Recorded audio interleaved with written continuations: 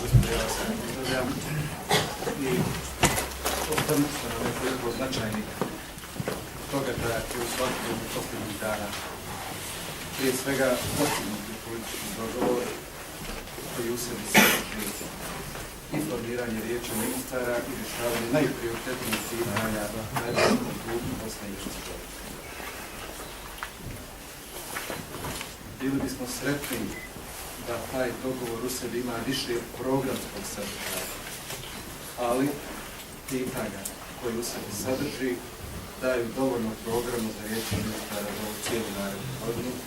Pri tome mislim na ove uslove za stupanje sporazuma o stabilizaciji i utvrđivanje na snagu. Nije neskromno reći da je Stranka demokratske akcije svojom realnom politikom spremna na razgovor i dogovor i svojom potencijalima da razgovara sa svim političkim subjektima u Bosni i Hercegovini dala ključni doprinos postizanju ovog sporazuma. Veoma je značajno da je sporazum postignut, pa makar i nakon toliko kašnjenja.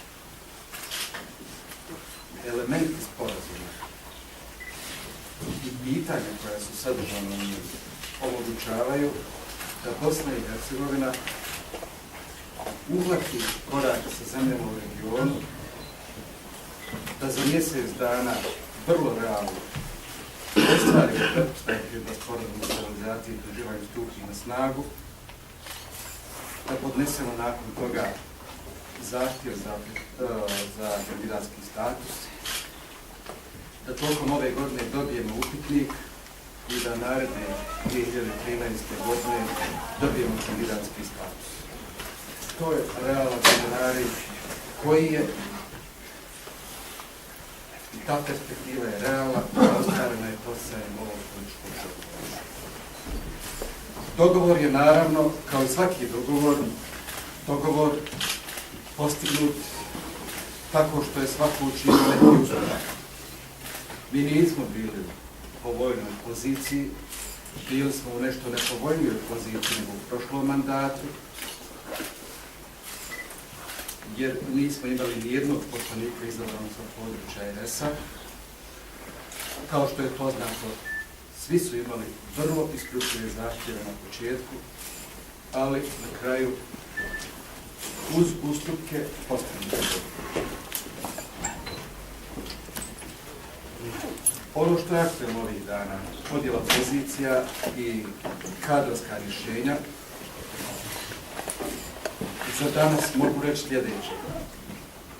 Kad su u pitanju bošnjačke pozicije u Vijeću ministara, između SDA i SDP-a postoji od ranije potpisan sporazum, prema kojem od 3 te pozicije 2 pripadaju SDA-u, 1 SDP-u, pri čemu SDP prvi bira.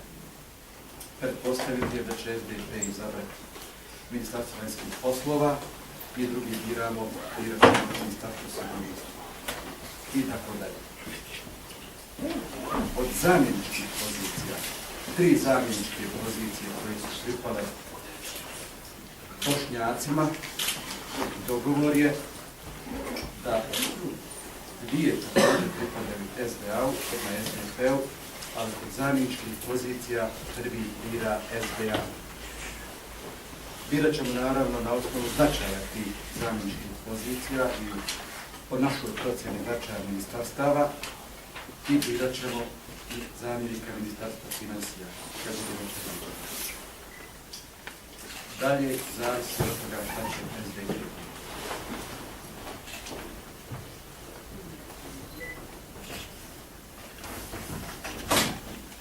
Procjenjujemo da ukoliko SIPA i CIK stave ova pitanja o prioritetu, ukoliko se dodatno angažuju, da se pitanje predsjedavajućeg Vijeća ministara i njegova potvrda na predstavničkom domu može u narednih 7 do 10 dana riješiti, a nakon toga u narednih možda također 7 do 10 dana i riješiti pitanje cjelokupnog sastava Vijeća ministara. SDA će biti spremna sa kadrovskim rješenjima da maksimalno doprinese ažurnosti ovog procesa, što znači da ćemo tokom narednih 7 do 10 dana na organima stranke riješiti sva kadrovska pitanja. U ovom trenutku još organi stranke nisu razmatrali kadrovska pitanja. Drugo pitanje koje želim da prokomentarišem je pitanje odluke Ustavnog suda o gradu Mostaru. Kao što je poznato, interesovna grupa za izmjenu izbornog zakona na parlamentarnoj skupštini nije postigla saglasnost, ali mi iz SDA želimo ovom prilikom da istaknemo. Nećemo prihvatiti nikakva rješenja koja znači pogrešno tumačenje odluke Ustavnog suda i provođenje odluke Ustavnog suda na način koji bi omogućio majorizaciju Bošnjacima u gradu Mostaru. To nije u skladu ni sa popisom stanovništva iz 1991. godine u gradu Mostaru, niti to odluka Ustavnog suda zahtijeva. Odluka Ustavnog suda zahtijeva da se pretjerana nejednakost važnosti glasača i njihovih, odnosno birača i njihovog glasa smanji, ali ne znači nipošto princip jedan glas, jedan čovjek, jedan glas, i u kom slučaju znači omogućavanje majorizacije u gradu Mostaru.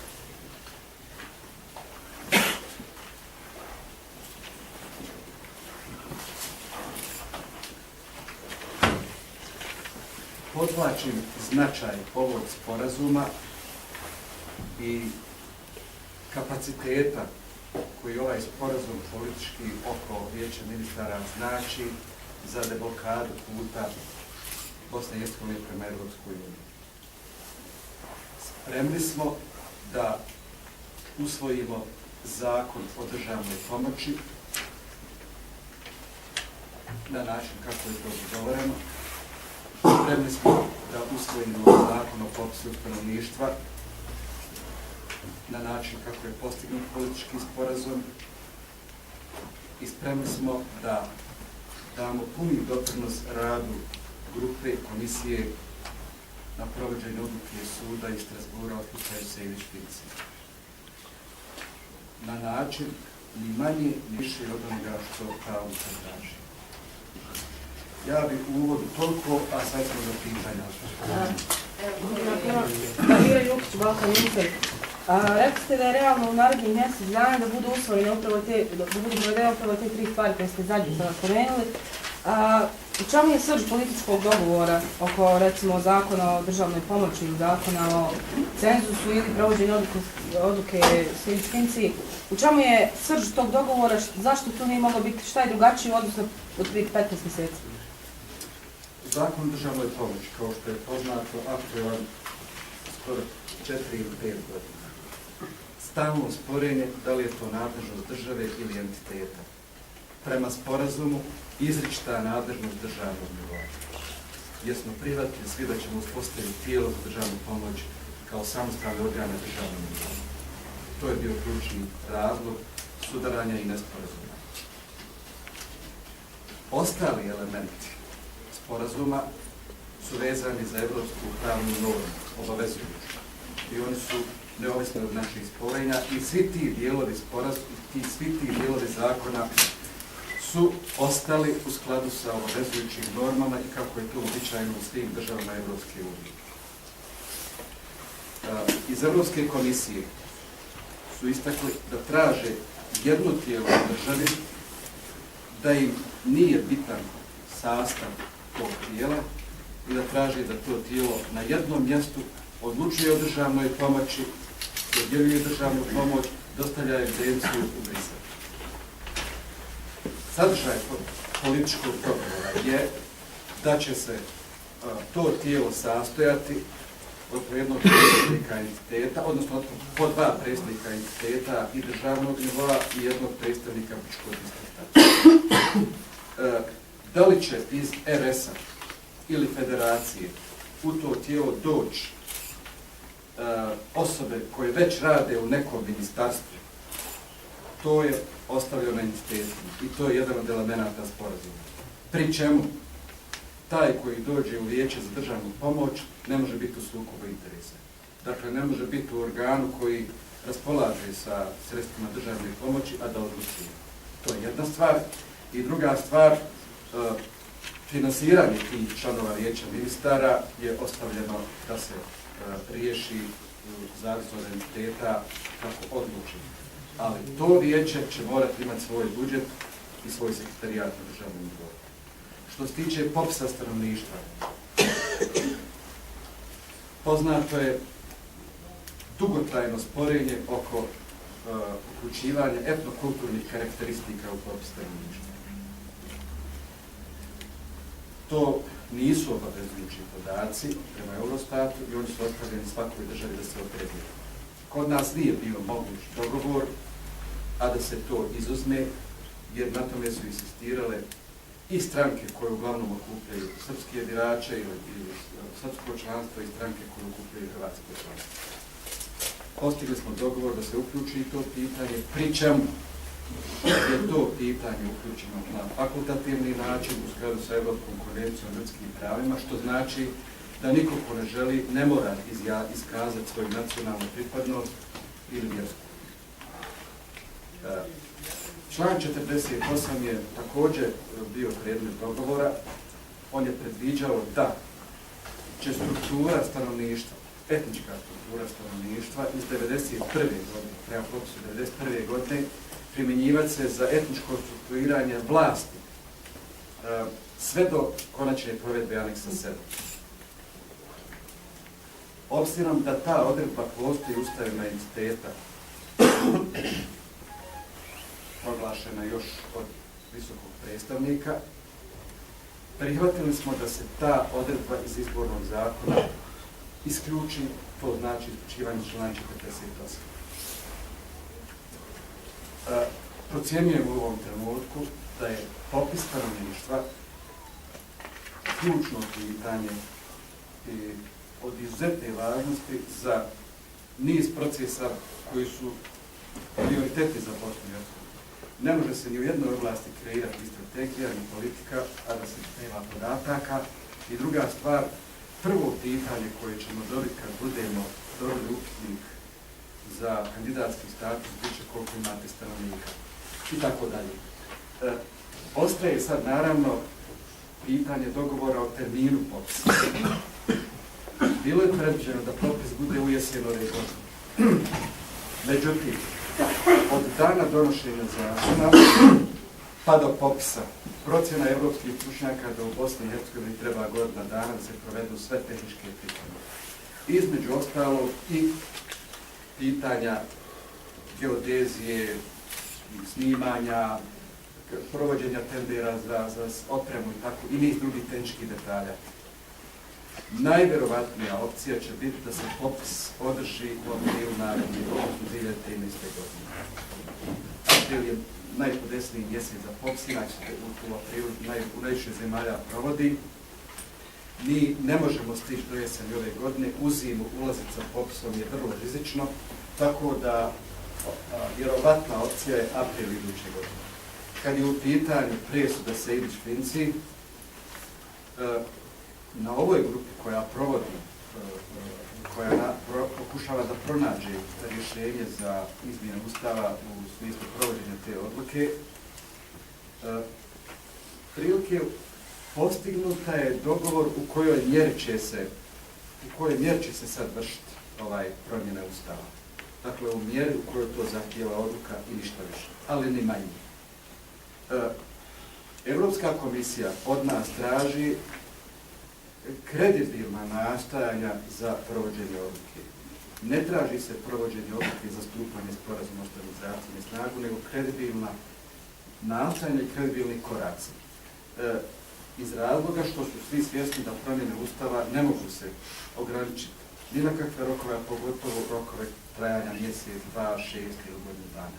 Tako da ovo što sad se radi oko provođenja presude Sejdić-Finci nije dalo još neke velike rezultate, ali može se smatrati rezultat i to što je otprilike postignuti neko zajedničko gledište ili većinsko zajedničko gledište oko obima tih promjena. Podržavamo rad te interesovne grupe i vjerujemo da će se u ovom novom ambijentu postignutog političkog sporazuma i efikasnije odvijati rad u javnosti. Gospodine Genjac, danas je na Vladi Federacije u Mostaru jedna od tačaka dnevnog reda zakon, novi prijedlog zakona o unutrašnjim poslovima Federacije Bosne i Hercegovine, koji u sebi nosi činjenicu da umjesto nezavisnog odbora konačno odlučujuću riječ kada je u pitanju imenovanje ili razrješenje direktora Federalne uprave policije će imati Vlada Federacije ukoliko se zakon usvoji. Na Vladi, s obzirom na broj ministara iz SDA, ne možete nešto previše učiniti da spriječite predlaganje zakona parlamentu. Kako će se SDA postaviti prema tom zakonu u parlamentu Federacije? Upravo danas je taj nacrt skinut od dnevnog reda današnje sjednice Vlade.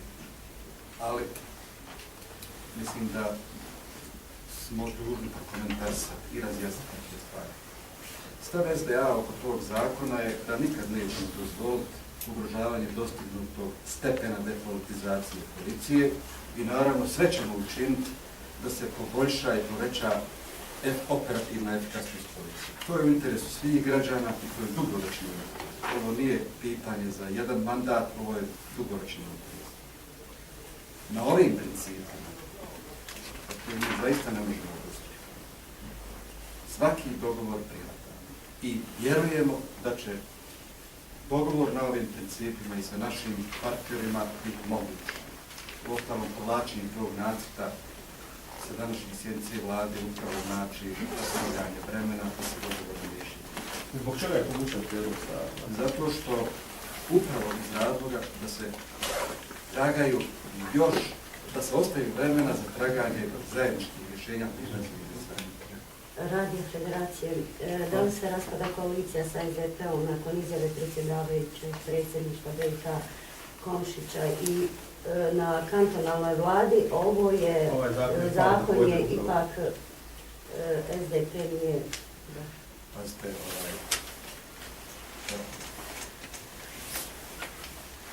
u opoziciji biti je jedna politička situacija. Biti u vlasti je sasvim drugčija politička situacija i pozicija. Treba malo vremena i da se te razlike uoče.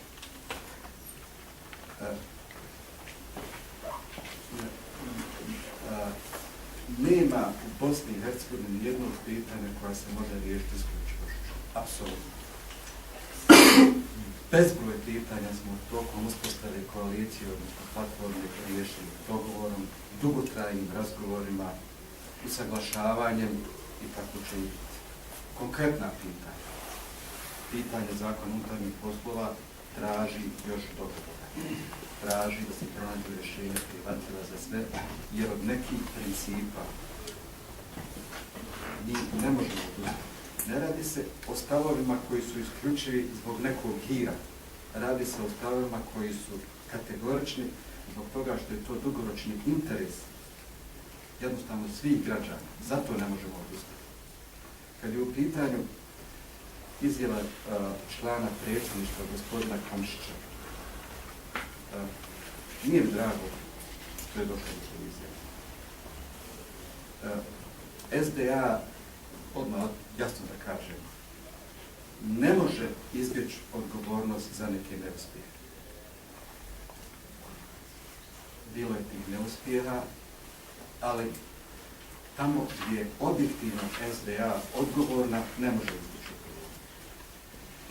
Tamo gdje je bilo neuspjeha zbog obstrukcija, blokada partnera u vlasti, tu odgovornost ne može odgovoriti. I takvih neuspjeha bilo najviše. Ali polažemo pravo i da nam broj uspjeha koji su tokom vremena ostvarili. Sasvim opravdano. I kad je već riječ o predsjedniku Bosne i Hercegovine, samo da ilustrira. U mandatu prije gospodina Komšića, član predsjedništva je bio gospodin Pekić. Dakle, član predsjedništva iz SDA. U tom mandatu je ostvarena reforma odbrane, reforma pravosuđa na državnom nivou, reforma sigurnosnog sistema, uspostavljeno 50 institucija na nivou Bosne i Hercegovine, podnešeno nekoliko aplikacija ustavnih uspješnih, podsjećati na aplikaciju o kliničnim RS-a i tako dalje. U novom mandatu, kome je bošnjački član opet iz SDA, gospodin Izetbegović, za nepunu godinu dana gospodin Izetbegović je podnio 2 uspješne aplikacije Ustavnog suda. To su aplikacije u interesu države, u interesu svih naroda, svih građana. Podsjećam, to je pitanje državljanstva, uspješna aplikacija koju je sud prihvatio i pitanje problema oko katastra u RS-u i imovine nekretnina. To su dakle rezultati članova predsjedništva iz SDA. Kad je već gospodin Komšić govorio o zaslugama i odgovornostima, mislim da bi trebao i gospodin Komšić reći u ovom svom mandatu koji su njegove konkretne rezultate.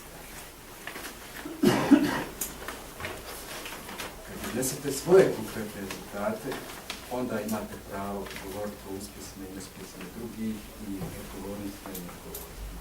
Inače, riječ je o istoraznoj demagogiji. Pogotovo ako ste u istoj poziciji i u istom priješu. Ne mislim da je pitanje platforme pitanje raspada ili ne raspada. Pitanje platforme je pitanje suštine političkog života.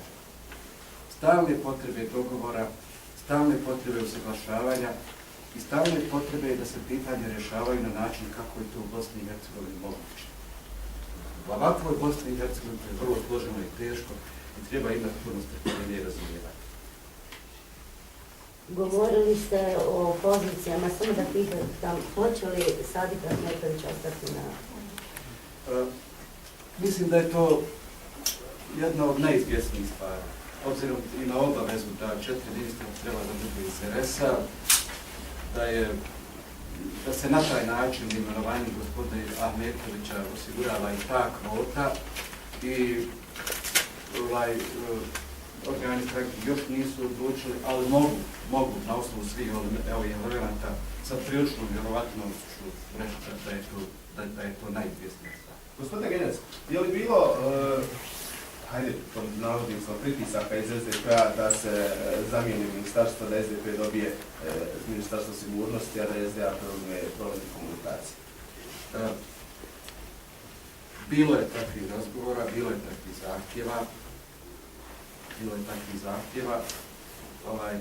Međutim, ja sam govorio o potpisanom sporazumu između SDA i SDP-a koji je potpisan još prije dogovora o raspodjeli pozicija i taj sporazum je vrlo jasan. Damjena pozicija i promjena tog sporazuma je moguća samo obostranim pristankom u slučaju nekakvih novih detalja i novih opcija, novih ustupanja i tako. Ja malo snapte federalna televizija, kao što ste rekli da je gotovo sasvim sigurno da će sad Ahmetović ponovo biti ministar sigurnosti. Možete li barem procentualno reći kolike su šanse da gospodin Ajnadžić bude ministar odbrane? Ne mogu zaista ni sa kakvim procentom govoriti, jer to pitanje je potpuno otvoreno. Dakle, koje je kadrovsko rješenje, koje opcije, koje sve na raspolaganju, koje sve u opticaju, to je sve još prilično prerano govoriti i to ja mislim da prije naredne sedmice nećemo počiniti. Gospodine Genjac, samo već pričamo o ministarstvu sigurnosti gospodina Ahmetovića, pričamo o uspjesima ministara i članova predsjedništva i stranke SDA. Koliko ste zaista zadovoljni radom gospodina Ahmetovića na mjestu ministra? Pazite, ja nisam u poziciji da na ovom mjestu, pogotovo u ovakvoj prilici, izvršim analizu rada gospodina Ahmetovića. Ali ono što, dakle, te analize se vrše unutar parlamenta za svakog ministra, pa i za gospodina Ahmetovića i vršit će se i organi stranke će o tome razgovarati i tako dalje. Ali ono što želim napomenuti, gospodin Ahmetović je došao na isteku više od pola mandata ovog saziva vijeća ministara, u vijeću ministara, došao je u trenutku kad je pitanje liberalizacije viznog režima i ispunjavanje onih poznatih 164 uvjeta bilo jako problematično. Najveći dio tih poslova je bio na Ministarstvu sigurnosti. Sa dolaskom ministra Ahmetovića ti uslovi su ispunjeni i kao što je poznato, ta priča je uspješno završena. Gospodin Ahmetović jeste mlad, nije imao iskustva, to su činjenice u tome, međutim, nesporno je da je ogromne zasluge imao za liberalizaciju. Uprostite, možemo se vratiti na onaj evropski paket zakona, konkretno na ovaj zakon o državnoj pomoći. Rekli ste da je postignut dogovor na nivou lidera 6 političkih stranaka, međutim, mene interesuje, vi ste to pomenuo, vam je ostalo nejasno, način finansiranja vijeća za dodjelu državne pomoći. Na parlamentu se insistiralo, stranke iz Republike Srpske su insistiralo da to bude privatni model uzoru na fiskalno vijeće, a oponenti su bili zapravo zastupnici iz stranaka federacije koji su tražili da to bude na državnom nivou i jedinstveno. To je jasno, jer postoji konačan dogovor da bi zakon mogao biti bez problema uspjeti. Moram vam reći da je to pitanje ostavljeno, neodređeni okvir je postignut i ostavljeno je da se detalje dogovori. Dakle, okvir je da to vijeće čine predstavnici, kako sam naveo, entiteta državnog nivoa i Grčkog distrikta. Pri tome, dogovor je da to ne moraju biti uposlenici tog vijeća, nego da mogu dolaziti iz institucija. Na taj način je dio finansiranja vijeća već, dakle, dat okvir rješanja. Također je izvjesno da to vijeće će na državnoj nivou morati imati svoj budžet iz budžeta Bosne i Hercegovine. Ostala pitanja, ostalih članova, ostalih troškova su ostavljene da se riješi dogovorom kroz konačnu izradu zakona. Ja vam samo u ovom trenutku mogu o tom okviru govoriti. Potpredsjednik vaše stranke, gospodin Mehmedović, je u pismu obraćanju gospodinu Komšiću nakon njegove izjave rekao da bi SDP trebao ići u opoziciju, da bi bolje bilo. Da li je to stav stranke ili samo jednog vašeg visokog funkcionera? Naravno, gospodin Ahmetović kako dobro zna i mi svi znamo opoziciju. Mehmedović, izvinjavam se, zna da u opoziciju idu oni kojima to birači kažu da idu. I to je potpuno jasna stvar. Međutim, mi smo trenutno u vrlo teškom vremenu, u vrlo komplikovanom vremenu obnašamo vlast i mislim da svu pažnju treba usmjeriti prije svega na ekonomska pitanja, ekonomske probleme, na evropski trud i sa jedne i sa druge strane možemo doprinijeti da se tome posvijeti. Mislim da nije vrijeme za ove vrste analiza. Vrijeme je da se učine koraci koji će ovim građanima doprinijeti. Evo ima još jedno pitanje. Što nije problem vis-a-vis budžeta, pošto evo predsjedništvo neće u onom roku koji je dat svoj budžet, čeka sveće ministara, je li upitno i privremeno finansiranje? Ja mislim da nije upitno privremeno finansiranje, budući da je složit ćemo se naravno da ovo stanje cjelokupno nije regularno stanje. Zbog nemogućnosti se postigne dugo vremena, došli smo u jedno stanje koje je na granici, koje je vrlo problematično i oba doma parlamentarne skupštine su donekle riješili situaciju usvajanjem odluke da okvir budžeta za 2011.